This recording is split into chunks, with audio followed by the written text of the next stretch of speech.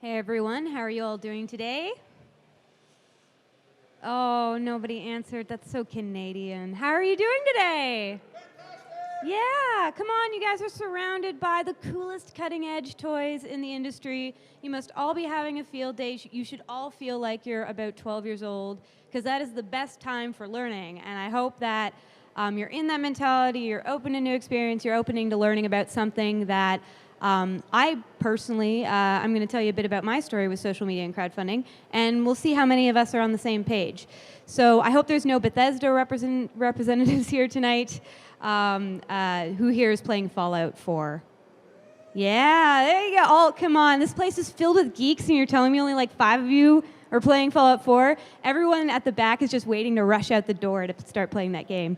So anyways, I just want to thank all of you for coming here tonight. Thank the awesome folks at Vistek and Perfusion for bringing me here. My name's Jaimy Warner. I work with Raindance Canada. There's some more social stuff up there for you to tweet and Facebook and do all the fun social stuff that we're going to be talking about for the next 40 minutes or so.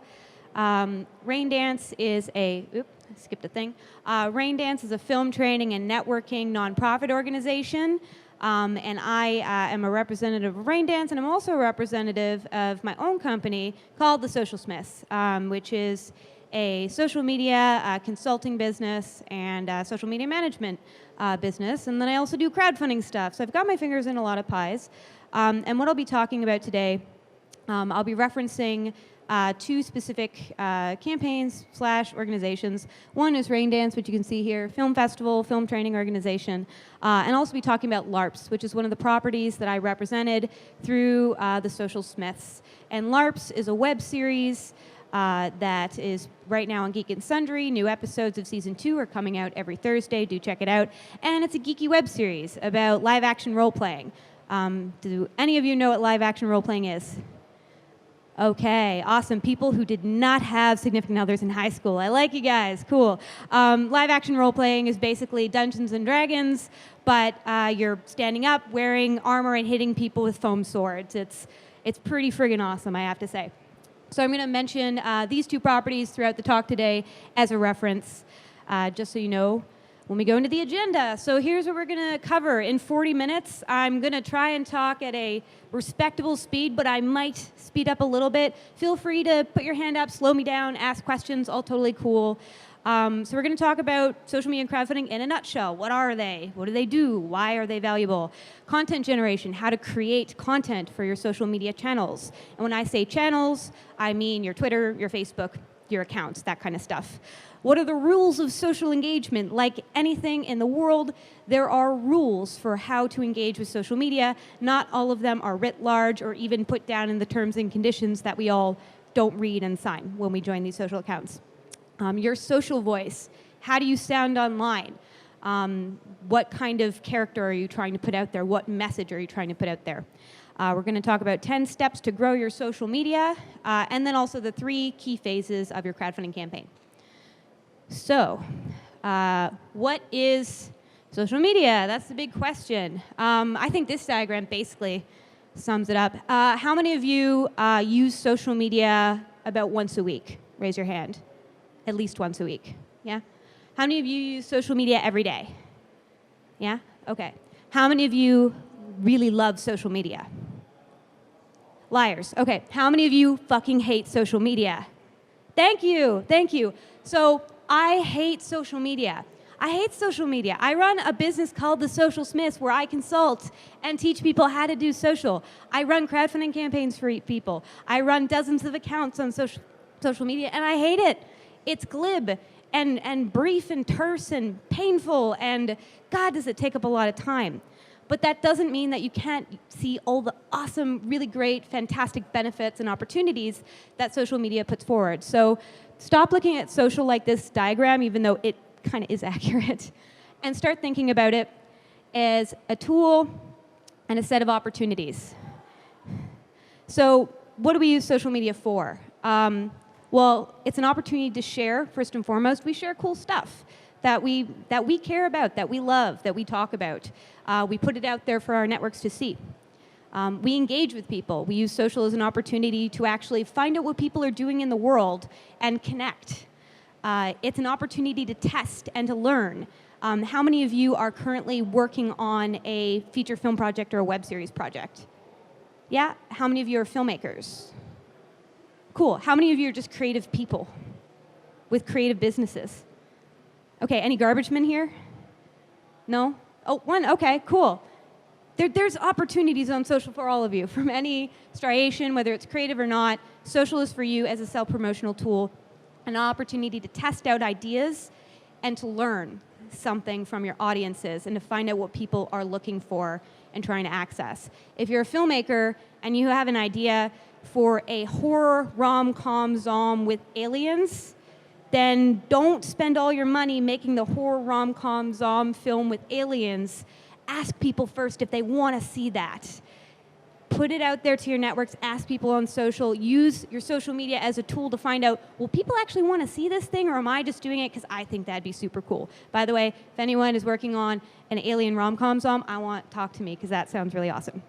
It's also an opportunity to educate, so you can teach people about what you're doing, not just about your projects, but you can teach people about the world. You can share your experience and your knowledge. You can turn your social channels into a resource for people to access interesting information about the world they may not have gotten otherwise. And it's for entertainment. Of course it is. It's supposed to be fun. Your social media, how often are you going on it because you're just trying to catch up with the news? And how often are you doing it because you're bored and you're standing in line at Starbucks, or you're sitting here and you're at the back and you're on your phone? Nothing, okay. But how many of you are using it because it's an opportunity to entertain yourself and to keep yourself engaged and to have fun because you're bored? So we use it as a tool for entertainment, and that's what you should be using it for as well. Your voice should hopefully help connect with people in a way that makes their day better, that gives them an opportunity to have some fun. And it's a chance to inspire people. You want people to feel good when they read your social content. You want to post content that people read and go, oh my God, this made my day a little bit better, or I feel a little bit better about this person, or I feel a little bit better about myself. So these are the opportunities that we have with social media, and that's what you should be looking at with social. Here's the key. All the stuff I talked about with social, it's the same with crowdfunding. Everything I just said about social is the same for crowdfunding, and I'll dig into that a little bit later. So here's the thing. So if I haven't turned you already into people who totally believe in social and are just going to start tweeting right now, then I'm going to give you the hard truth. Here's the thing. Filmmakers really suck at crowdfunding. Oh my God, they're like the worst. Out of all the different campaign segments, there's about 16 different core campaign segments, like technology, health, filmmaking, that kind of thing. Filmmakers submit the most. They submit the most campaigns. 84,000 film campaigns were released in 2013. And 76% of them failed. And that number increases exponentially on Indiegogo specifically, and especially for campaigns that are over $8,000. So filmmakers are really bad at crowdfunding. Indiegogo, the first peer-to-peer crowdfunding platform, was created for filmmakers. It was launched at Sundance. It was supposed to be an opportunity for filmmakers to find innovative ways to make money. And so filmmakers are using the platform more, but they're failing almost more than anyone else who uses the platform. That's scary. There's a problem there. So that's the first piece of hard truth, is filmmakers suck at crowdfunding, so you'll have to be here if you're interested in crowdfunding. You got to talk to people and you have to learn how to crowdfund, because you're probably going to fail, because most people do.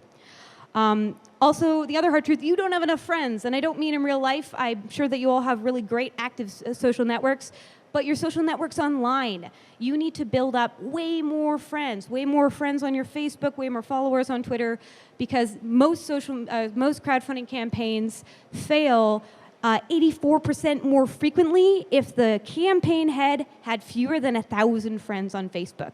You can measure that. If you have 1,000 friends on Facebook or more, you're more likely to succeed in your crowdfunding campaign. So make more friends.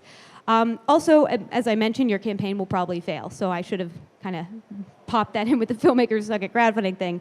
And it will probably fail if, this goes down to the last piece, you're trying to make money. So crowdfunding is actually a terrible method to make money. It's a really bad way to fundraise. So if you're crowdfunding because you want funds, don't crowdfund. And I'm going to talk a little bit later about why that actually makes a lot of sense. So now that I've given you the hard truth, we're going to dig into how to turn this around. So how to take your social media and turn it into a mechanism, a machine, that'll help you crowdfund successfully so that you can make money, win friends, influence people, all that fun stuff. So we're going to first talk about content generation. So content generation is the kind of stuff that you're going to share on your social media. Now, how many of you see pictures of cats in people's brunch every day when you open your Facebook or Twitter? Come on, all of you see cats in brunch. That's like 80% of the whole internet. Absolutely. So you don't want to be this, because the key difference between you guys here today and the people sharing pictures of cats in their brunch is that you're entrepreneurs. You're filmmakers, you're creators. Your social media is an opportunity to set yourself up as a professional, and you have certain guidelines and voices and engagement rules that we're going to talk about that dictate what kind of content you can put out there that will help you achieve your goals of being a professional and of getting a crowdfunding campaign that's actually successful and brings people in, wins you friends, money, influence people, all that stuff. So don't share that. I should have. I just love that picture of the cat, though. Isn't that great? It's like literally a fat cat. Get the pun? I love horrible puns. So here are the things that you should be sharing, not cats and brunch. Well, if they fit into one of these three categories, all the cats and brunch. Otherwise, you're going to do number one, project and brand news. You're probably all doing this already, so kudos, pat yourself on the back. But one of the key forms of content are about you, about your project. So are you a filmmaker who has the first episode of your web series coming out? Talk about that on social. Absolutely, super important. So this can also be calls to action, support my Indiegogo campaign. This can be announcements of where you are in your career, just finished first draft of my screenplay, wish me luck.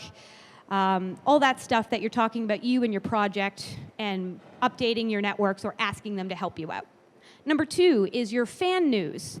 This, I don't know if you guys are doing as much. So fan news is actually engaging and digging into the community. So you're connecting with the people who are following you on Twitter, following you on Facebook, and you're talking about them. Like in any good conversation where you're sitting across from someone at a table, do you just spend half an hour yelling at people about all the awesome things that you do? No, and it's the same for social. When you're sitting down at that social table, make sure that you have a balanced conversation. So you're not just talking about yourself, you're talking about other people. So this can be retweets, this can be sharing other people's content, this can be announcements of other people who are doing cool stuff and what they're up to. So let's say you have a friend who's doing a comedy show. Make a post about that comedy show and say, hey, this is super cool, I really want to support this, check out this comedy show. That's what fan news is. That's number two. Number three, most important thing on social, and nobody is doing it. It's why I'm here today, because I want all of you to learn the beauty of edibles. And that's my special term, because I love food. But I also love content that's easily digestible. Content that you take a look at, easy for you to flick through, read, feel good about it. It's your edibles. And your edibles are all the cool things that you're posting on your social that has nothing to do with you, and doesn't have anything to do with your fans, necessarily. So this is the stuff, this is the reason why you're filmmakers, you're entrepreneurs, and you're creatives, because you want to talk about things that matter to you and that talk about things that matter to other people. So let's say you're doing a documentary on the homelessness problem that plagues every urban center. Then this is where in the edibles you'd post news items about that. You'd post photos, links to other groups, websites that people should check out. That's where you post the content that you really care about that isn't necessarily promoting you or other people. Does that make sense? Yeah? I see nodding. Okay, I'm very happy. So anything that's cool and not necessarily a cat or brunch, just bear that in mind. So here's how that 3 pieces of content should break down. And this is where I think all of you guys were probably cool with those pieces of content. You were like, yeah, project news, I talk about myself a lot. And oh yeah, I talk about other people, I retweet things. But the breakdown needs to be more balanced. So you need to be talking less about yourself. So project news, right here, about 40% of content should be project news. And this is probably the most you'll ever put into project news. So the most you're ever going to talk about yourself is 40% of the time that you're posting. Fan news, about 20% of the time. That can increase or decrease. And edibles. Edibles needs to be at least on par with project news.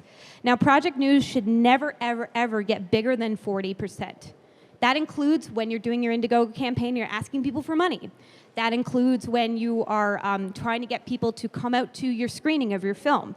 That includes when you're asking people for favors. It should still never go beyond 40%. You should still be outputting, as you can see here, majorly content that's about other people and about the world at large. So 60% of your content in total should be about other stuff. When you're sitting again at that dinner table, are you spending 60% of your time talking about yourself, or are you talking about politics, religion, and sex? Probably the latter, I hope, because that sounds like way more fun. Okay, so now that we know how to share, what to share, we're going to talk about the rules of sharing. So what are the rules of our social engagement? So pretty clearly, you need to be relevant. When you're posting content, whether it's on your Twitter or your Facebook, it's got to be relevant. So don't post news articles from 4 years ago just because you found it and thought, this is kind of nifty, and then say, hey, new study that was done in 1982. Not new, not relevant. Try to keep ahead of the times. Respect your audience. If you're sharing content that isn't relevant to today's times and is interesting and that you can imagine would be interesting to your core audience, then don't share it. Be brief. So Twitter, awesome, it forces you to be brief. You don't really have a choice. Facebook, technically there is a cap on your content characters. I think it's something like 10,000. It's pretty massive. Treat Facebook like Twitter. Treat Facebook like a slightly thicker version of Twitter. So you should still be aiming at a small number of characters. Now, all of you have had the experience of being on your phone or your computer where you find a status update and it has that little ellipsis and the more button. Yeah, the read more button. Your post should never, ever force anyone to hit a read more button, ever, because you'll lose people that way. You lose people from caring about your content. You're going to lose their connection with your link that you're trying to post or your call to action. Always try to stay within that read more button. So that's about 200 characters or so. So it's a little bit, it's longer than Twitter. And you can test it out yourself when you're posting. You can kind of see, it'll warn you that you're going to get an abridged post. Be clear and direct. And what I mean by that is please don't post long, rambling rants on your Twitter or your Facebook. If you are talking about a premiere screening, then only talk about the premiere screening. Don't talk about how, so we've got this premiere screening. And I also have a couple extra tickets if anyone wants them. Oh, but my mom might want one of them, so if you want to come and need to bring someone, that may not work. No, you've already lost someone. Be clear, be direct. Make sure that when you're posting your content, you have one key call to action or piece of information that that person should pull from your post. Be entertaining. This should make sense. I'm sure all of you try when you're crafting your Twitter or your Facebook updates. Have fun with it. It shouldn't be boring. It should be exciting. You should be excited about reading that post. So avoid things like, check out my movie. That's boring. No one wants to read out your movie. Say, check out this amazing rom-com that I shot in 15 days and I haven't slept ever. That's more fun, right? That's more exciting. That's more entertaining. People will click on it. And be personal-ish. And the reason I say personal-ish, I'm sure that all of you have heard of vague booking. Have you heard of vague booking? Anyone not heard of vague booking? Your hand. Okay, a few people haven't heard. So vague booking, and you've seen this, I'm sure, on your Facebook or your Twitter. Somebody says, this is the worst day ever. Like ellipsis, or all capitals. And then you see people commenting and saying, oh no, what happened? Original poster response, I don't want to talk about it. But they've put it on Facebook, worst day ever. That's vague booking. Nobody likes that. Oh, doesn't it just make you feel horrible when you see a post like that where someone is clearly having a shitty day and oh my God, that sucks, but they're not telling you what it's about. They're not using it to say something constructive. Don't do that. So being personal, you want to share stuff that's happening about yourself. You want to share things that are milestones in your life that are important to you, important to your project, even if they're sad, even if they're difficult. But don't vague book and don't be so personal that it's the kind of thing you wouldn't tell an acquaintance. So if you're sitting down at a table with someone you've met, maybe the first or second time, are you going to tell them about your ingrown toenails? No, you're not. You're not.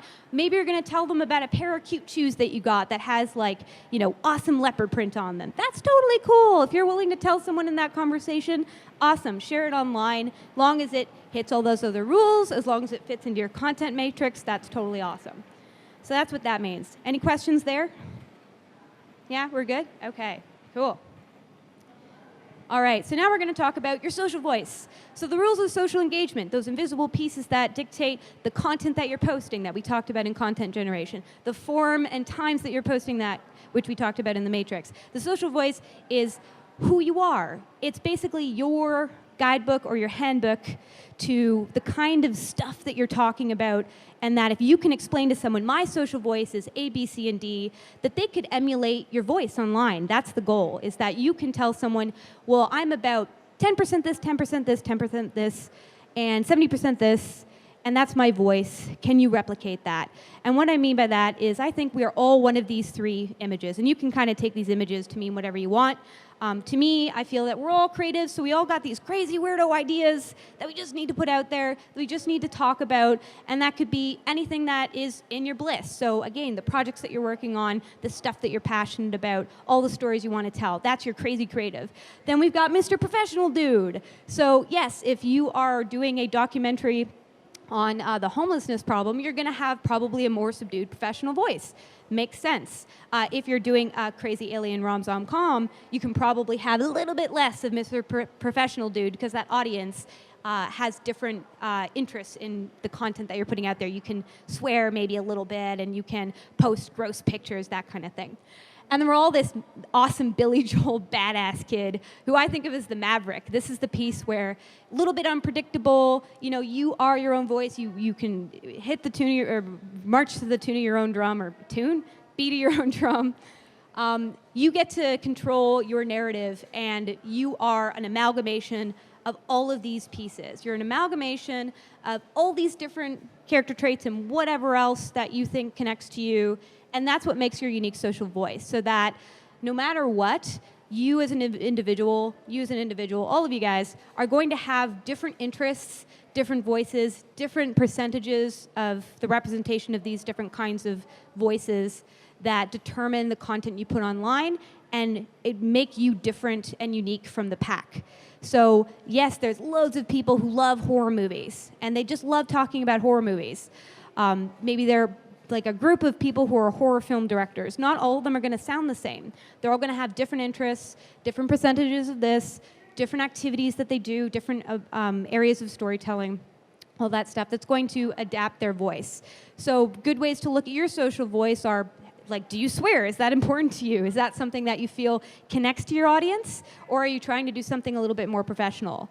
Do you love going off on tangents about lots of different things in the creative world that you care about, like art design and storytelling and costuming?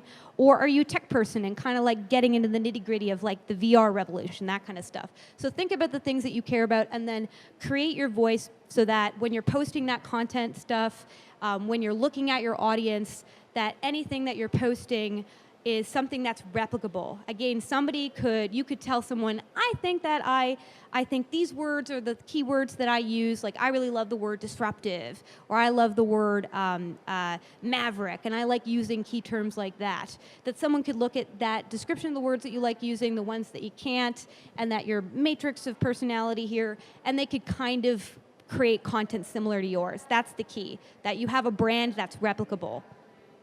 And that's mostly because social media is a lot of work, and you want to try and figure out a way to get other people to do it for you. Okay, so now that we've talked about the social voice, content generation, we've talked about the splitting of that content, we're going to talk about 10 steps to grow your social in 3 months. Okay, so the first thing is to create your accounts. Super simple. If you don't have a Twitter, make a Twitter. Don't have Facebook, make a Facebook. Those two are mandatory. You need to have those two, because 3 billion people in the world are on those platforms, so be on those platforms. Pinterest, Instagram, Snapchat, Vine, all that other stuff. If it works for your project and if it's something that you like doing and excites you, check it out, but only the Facebook and the Twitter are necessary. Next, you're going to customize. So, look, guys, it's a picture of a monkey cowboy on a dog. No one's smiling. Like 5 people are smiling. So at the end of this presentation, if you forget everything I've said, you're going to remember monkey cowboy on a dog, because that's really random. It's strange. It's customized. Do something like that for your social. Your cover photo and your profile image are opportunities to brand yourself and to continue telling your story.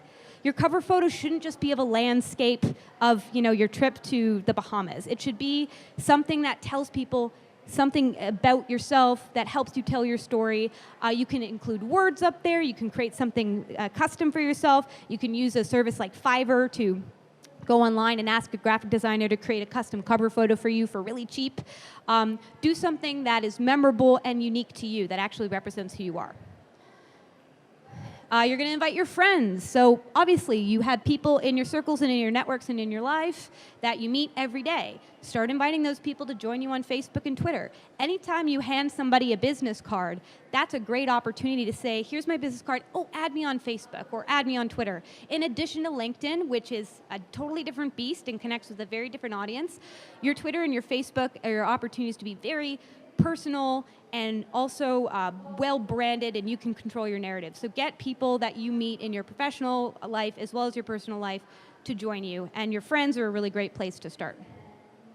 Next, you're going to work together with other platforms and project owners. So this is a really simple one that a lot of people sort of miss out. You're working in the creative arts industry, so you're working with a lot of other people who have websites and big Twitters and big Facebook accounts and all that other stuff, and are about to launch Indiegogo campaigns. You're going to connect with them, work with them, and say, hey, let's share each other. Let's share each other's content. Let's talk about each other. Let's work together to try and build up our socials. You're going to post every day. I know, that's so annoying. You're going to post every single day on your Twitter and your Facebook. Facebook, you're going to post once a day. So it's a little easier. Once a day, 1 to 2 times a day on your Facebook. Okay? On your Twitter, you're going to post about 4 times a day. I know that sucks, but the half-life of a tweet is about 62 seconds. So definitely post about 4 times a day on Twitter, and if you can post more, do it. 8 times a day, totally cool. Even 20 is fine as long as you're, not posting spam. And don't follow those retweet accounts. If anyone's ever followed those, stop doing that because they're no fun. Okay. Next, you're going to find content creators, bloggers, YouTubers, all the kinds of people who make really cool stuff and are desperate to get their stuff seen by people. You're going to find them and say, I will share your stuff and people will see it if you share my stuff so that your people can see it. Simple, right? But reach out to the people who are making cool stuff and ask them, hey, I love the content you're putting out. I love your YouTube videos. I love your blog. Can I share it? That'd be really great. Of course they're going to say yes, but then that means when you need their support in promoting your Indiegogo campaign, they'll say, well, I remember when you reached out to me and asked if you could share my content, so sure, I'll support you. Maybe you'll even get a special blog post out of it, just based on your crowdfunding campaign. You're also going to engage with your fans and followers, so it's really easy to see those numbers tick up on Facebook and those numbers tick up on Twitter, and then think, cool, I'm winning, I've got all these people following me. But unless you're actually talking to them, engaging them, and care about who your followers are, it's pointless to have that community. So use this as an opportunity to actually ask people, ask your fans what they're doing, ask about their projects, be curious, and engage. Next, you're going to create something unique. So I can't teach you how to do this. You are unique. You're all people who are a nexus of a million different super cool things, super cool interests, and you have to figure out how those blend together to create something really unique and totally you. And there's different ways of doing this. For instance, maybe you really love trivia, and you decide to do a Trivia Thursday. And every Thursday, you post out a cool trivia question and ask your friends to submit an answer, and then the winning person gets a tribute video from you saying, you're awesome and you won the trivia, so here's a video of me with the maracas singing about how great you are. Sounds crazy, but it works. It works. Do something unique that connects to you and that speaks to your brand. Build your team. So here's the awesome thing about social media. It's social. You actually have to work with people. You're not just sitting on your phone in a Starbucks working in solitude. Connect with your friends, your family, other people that are working on projects with you. Build a team around you. Tell them what you're trying to do. Tell them that you're trying to build a social community that is going to help you push your career to the next level, and they will help you. They will share your content, retweet, all that fun stuff. And last is recognize opportunity. So every opportunity is a social opportunity, not just face-to-face, but also online. And that's really the key to social media, is recognizing that it's not something that lives out there in a bubble, in the ether. It's something that connects people face-to-face. The the whole point of social media is giving yourself another way to connect with people in the big world, which is so cool. So this is an opportunity right now to connect with me on Facebook and Twitter, connect with the people beside you, all the business cards that you've collected today. Add them on Facebook, add them on Twitter, follow them. Anytime you go to a party, tweet about that place. If you go to a restaurant and you've had a really amazing burrito, ask the burrito guy if he has a Twitter account that you can tag and say, great burrito. And you'd be shocked, especially with small businesses, how much they love people who tweet them and talk about them on social media. You might even get free burritos out of it. Plus, all the community building stuff that's good about building your brand, but also free burritos. So recognize opportunity. Okay, so that's 10 steps to growing your social. Pretty simple, right? All of you can do those 10 steps. It's not difficult. It's just taking the time to actually do it and recognizing that it's worthwhile. So now that we're getting close to the time where I'd like to leave some space to answer questions, I'm going to run through the 3 phases of crowdfunding. So as I mentioned, I'm Jaimy of The Social Smiths, so pardon my kind of cutesy titles for all of these phases. Stoke phase. Get it? Stoking the fire? Yeah? Okay. So the stoke phase is a 3 to 6 months before you've launched your crowdfunding campaign. So this is a minimum time period. So if you want to launch your crowdfunding campaign, then you need to have 3 to 6 months before you decide to launch that you're stoking your audience. And this is where you activate those 10 steps we just talked about. So if you're about to launch that campaign, start activating those 10 steps. In fact, the more time you have, the better. If you think maybe you want to do a crowdfunding campaign a year from now, or maybe you're not interested at all, still start doing those 10 steps because that will reduce the time you need to spend stoking. So stoking, you're going to look for your evangelists. So you're going to go online and find out who's retweeting your stuff, who's talking about you, who cares about what you do, and you're going to tap them and talk to them and say, hey, I noticed that you really love my stuff. I really love you because you're helping me feel like I'm doing a good job, and you're going to be really helpful when I try to build my career, build up my audience, build up my credentials. So let those people know that you care about them, that you want to keep them on board, and that you love what they're doing. So you're going to find those people. You're going to create your posting schedule. So this is the posting schedule that you're going to develop from looking at your analytics and determining which days of the week are best to post.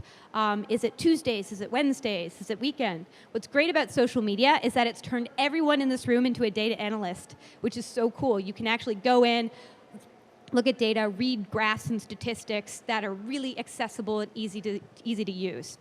You're going to post your teasers. So your teaser videos are more important than your crowdfunding campaign video. And nobody does them, which drives me nuts. So your teasers are the videos that you're going to post, hopefully 2 videos, well before your crowdfunding campaign, telling people in the first video, something big is coming, it's going to be super cool, I can't tell you what it is, but I can tell you that I'm going to announce on this date, like 2 weeks in the future, what that thing will be. So pay attention, this date, 2 weeks in the future, where I announce what big thing I'm doing. That's teaser number 1. Teaser number 2 is, okay, it's the date, here's the big thing I'm doing. I'm doing a crowdfunding campaign, isn't that awesome? So here's what you've done with your teasers. You've actually made people care about your crowdfunding campaign before you've launched it, because the sad thing, and part of the reason filmmakers suck at crowdfunding, is everyone's crowdfunding and nobody cares about your Indiegogo or Kickstarter campaign anymore. If you're in the entertainment industry, you probably get like 4 invitations a week to donate to someone's Kickstarter or donate to someone's Indiegogo. There's too many of them, and they're asking you when the campaign is already launched. By posting these teasers during the stoke phase before you launch that campaign, 1, you're gaining interest in your following and finding out, is there actually an audience for my campaign? Do they care about me doing a campaign? You're getting people interested in what this cool special secret thing is so that they feel like they're a part of it before the launch. And 3, they're already invested. So they've already spent time watching these videos, following you, finding like, oh, that's the date that the big secret's coming out. Okay, I'm going to totally come and follow this. And so when you announce it's a crowdfunding campaign, it's not, ah, shit, another freaking crowdfunding campaign. It's, wow, this person released teasers and like in fun videos and told me that something cool was going to happen, and now this is the cool thing. Okay, I'm on board because more cool stuff is going to happen with this crowdfunding campaign. Next, you're going to run your questionnaires and your focus groups. Please don't anyone ever run a crowdfunding campaign again without running a questionnaire or a focus group. Anyone can do a focus group. All you have to do is reach out to your social networks and say, hey, everybody in the social network that I have here, I will give you some free pizza, maybe some beer, maybe some coffee. If you show up and you participate in a super cool focus group. Get them to sit down, ask them questions about your campaign. Ask them, what do you want from a crowdfunding campaign that I would do? I'm doing a horror film. How about these perks that I have? Do you want these perks? Do you want a mug? You want a mug with my face on it? Tell me. And if they say, no, I don't want a mug with your face on it, don't put a mug with their face on it. People run campaigns constantly with perks that no one cares about, nobody wants, because they never bothered to ask their audience if they wanted another goddamn mug. So ask the people who are most likely to actually contribute to your campaign what they want, and then make that your perk, because then you already have an audience, you already have buyers for your content. And last, you're going to cash tap your network. So you've probably all heard the statistic that if you don't hit 30% of your goal on Kickstarter and Indiegogo within the first 48 hours, your chances of succeeding in your campaign drop significantly, like really big. Like, you know, filmmakers already suck at crowdfunding, as we talked about earlier, but it's a difference between 80% success rate and like 20% success rate. So go ahead and make sure that you, either under your mattress, in your sock drawer, in your bank account, with your friends, with your family, your grandmother, that all those people put together have about 30% of the total goal you're trying to hit. And in fact, don't come up with your goal first. Find out how much money you have access to in that network, then create your goal from there. So if you find that you can raise about $3,000 between your sock drawer and your aunt and all your birthday money and all that stuff, then great. You can run a campaign at about $10,000 because you were able to put $3,000 in within the first 48 hours. Better yet, the first 24 hours. So cash tap those networks, find out how much you have access to. Step 2 is the strike. So strike, get it? Stoke the fire. Strike while the iron's hot. No one's laughing. Okay, so 30 days is the length of your campaign that you're going to run. Not 35, not 45, 30 days. That's it. Because 30 days is just statistically the most successful period of time for crowdfunding campaigns, especially in film. So make sure that you stick to 30 days. This is when you activate those evangelists. So those people I told you to find in the first phase, you're going to call them and say, okay, guys, it's time. We've got the campaign is launching. I need your help now more than ever. Now is when you're going to start retweeting my content, sharing my content, writing blog posts, all that fun stuff. Next, you're going to launch your incentives. So incentives are different from stretch goals. Stretch goals are like, your goal is $10,000, you hit $10,000, but your campaign isn't over yet. So stretch goals are, here's more stuff that we're going to do for you guys if we get to this next $2,000 or $15,000 mark. Incentives are more important than stretch goals. Incentives are ways to get people to care about your campaign and donate during the campaign up to hitting that goal. So what I mean by that is, okay guys, so we need $10,000. We've already made $2,000. This is super cool. If we make $3,000 by the end of today, then I will make my producer drink cream straight from the bottle. That sounds lame. We actually did that for LARPs the series, and it worked, and we ended up hitting that goal. Although at that time it was actually $15,000 from 10. So hey, those types of incentives really work. Another one of our incentives was, hey, so if we hit $20,000 by midnight tonight, we will have our producer dress up in the female character's armor of the show, and then we will beat the shit out of him with every weapon that we're going to be using in season 2. I don't know why we beat up on our producer so much, but people loved it. It was fun. We got to share a video later, which again is more content that you can put out there that's exciting, that isn't necessarily promoting your project, but is edible because it's fun to watch a video of someone getting the crap beaten out of them with boffer weapons. So those are your incentives. You're also going to run live events. So in the midpoint of your campaign, it's going to get really boring. You're not going to be making any money. All your money, most of your money, is going to come in at the first 24 hours and the last 48 hours of your campaign. Those are the 2 key points. That's where all your money comes in. And in the middle, you have a lot of sluggishness. So you have to get people excited, get them interested, make sure that your team doesn't feel like, oh, we're not going to hit our goal. This really sucks. So you're going to run some live events. It could be a comedy show. It could be a live stream of you watching old horror movies. It doesn't have to be anything massive or expensive at all. It just needs to be something that brings people in physically into a space or virtually online into your space so that you can show there's momentum, there's togetherness, there's community. And that's part of Liven Up the Lull period. I should have flipped that up there. Also, after run live events, you're going to empty out your pockets. So this is when you look for any more money, like you check under your sofa, you check in your registered savings bonds if there's any more money that you can throw into the campaign that you didn't already use at the beginning period so that you can get that momentum up, because again, that's key. So this is where you try really hard to scrounge any last few dollars that you have access to that you can throw in to try and ensure that the campaign doesn't look totally pathetic and hasn't earned, any money for the past 2 weeks. Update entertainingly. So when I say update, I mean both the update that's a technical piece within Kickstarter and Indiegogo, where you send an update to all the people who've supported you and tell them what's going on with the campaign so far, but also just on your general networks, so Facebook and Twitter. So you're going to update by telling people what you're working on, what's happening, where you are with the incentives, where you're doing with the perks, and also about the project itself. So where the project is. So you're updating about the campaign and where you are, but also about the project. Okay. Number 3. So the quench phase is actually the most important phase. So you know how you spent 3 to 6 months developing your social media in the stoke phase, and then phase 2, you did your strike phase, where you were basically working nonstop, full-time on this crowdfunding campaign page, and now you're exhausted. Cool. Now the work starts. Awesome. So you've done all that. Now the work starts. So quench is the period where you take all of the stuff that you've been working towards, all the money that you've made, and you do these things. You celebrate. So the first step is to congratulate everybody who you worked with. You're going to reward your evangelists, and you're going to celebrate with your team. You're going to have a big party even if you didn't hit your goal, and that's really key. Even if you didn't hit your goal, you're going to act like it's totally what you wanted. You're so excited. You're so happy about your network supporting you, and you're going to let everyone know that you're ecstatic and that the project is going to happen, and that's awesome. Rewarding your evangelist could be a personal video that you send to them saying thank you for all your work. It could be a party that you throw for them as well, but you're going to reward them somehow. You're going to communicate with your supporters. So this is when you start actually talking to all the people who gave you money and say, here's where we are in delivering your perks. Here's what we're doing right now. Here's what more support we could use from you. Now, the statistics with Indiegogo are that 87% of perks aren't delivered on time or at all. That's not good.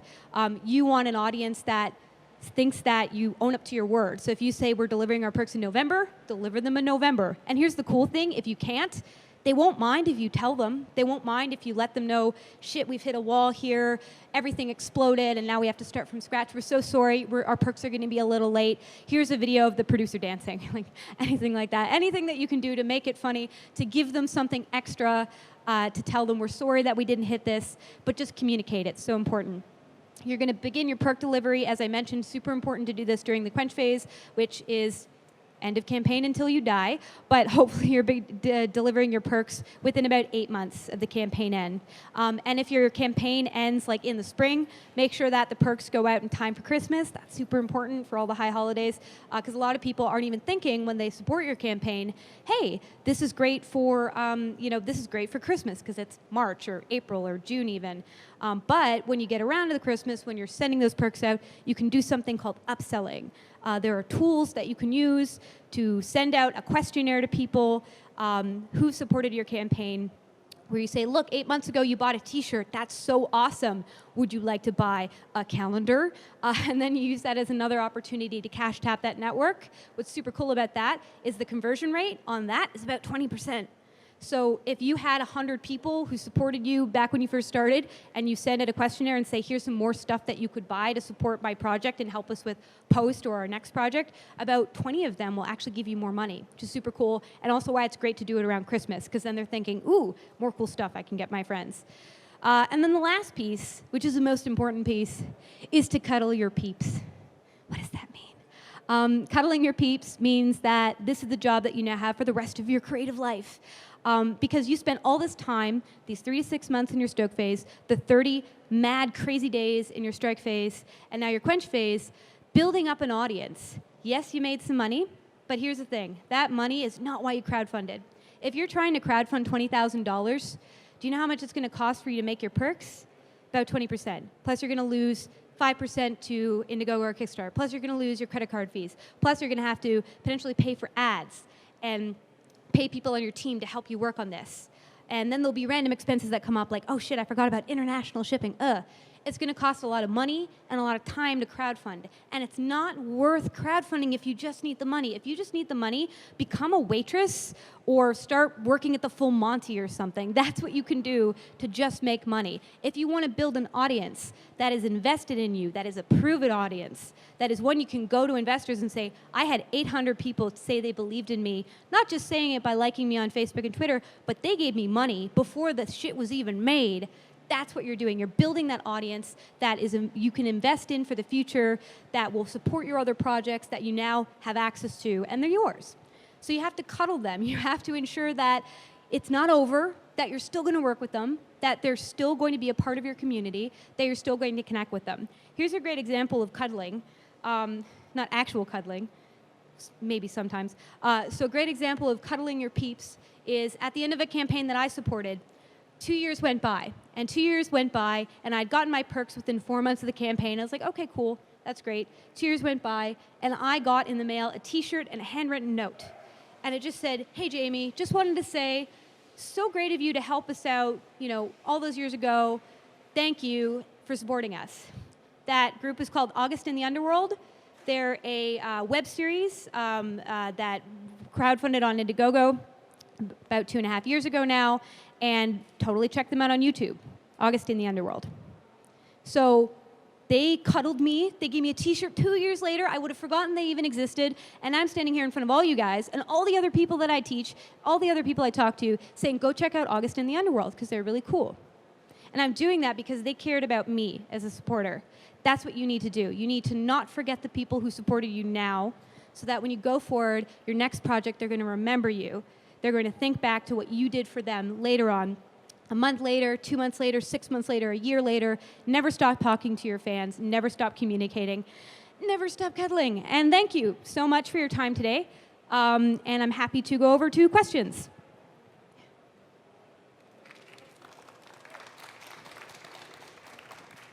I think I have 8 minutes for questions. Is that right? Okay. Yes? Sorry, I couldn't really hear you.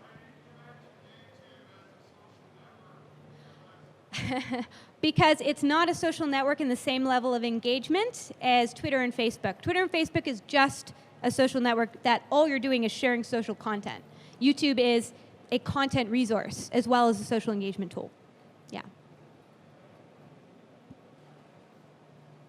What about a website? Websites are great. It's a great space to develop content.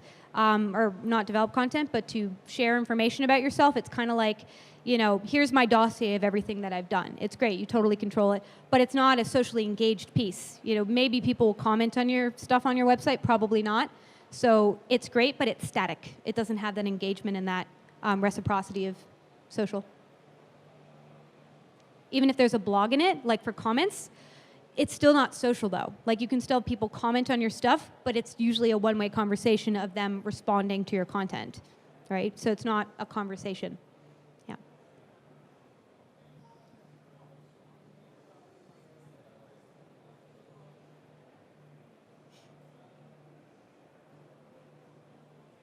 That's a really good question. So the question was, if you're a filmmaker, should you make a Facebook page that's for the film, or should you make just a personal profile? So you should all have a personal profile on Facebook, and that's where to start.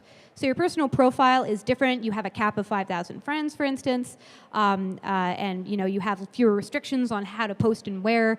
A page is something you design that's totally controlled by you. It's your voice, it's your content. People can comment and like and stuff.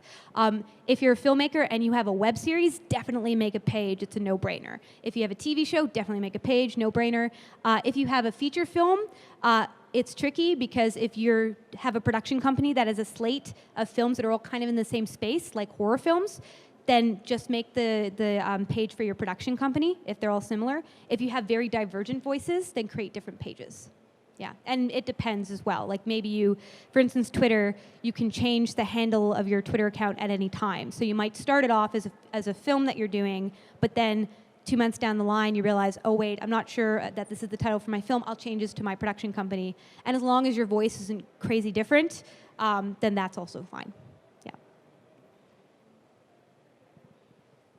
Cool. So thank you so much, everyone, again, for sitting around and listening to me talk for 45 minutes. That's awesome. Follow on the Twitters and the Facebook, and I'll stick around for a few minutes if you guys have any questions. Thanks again.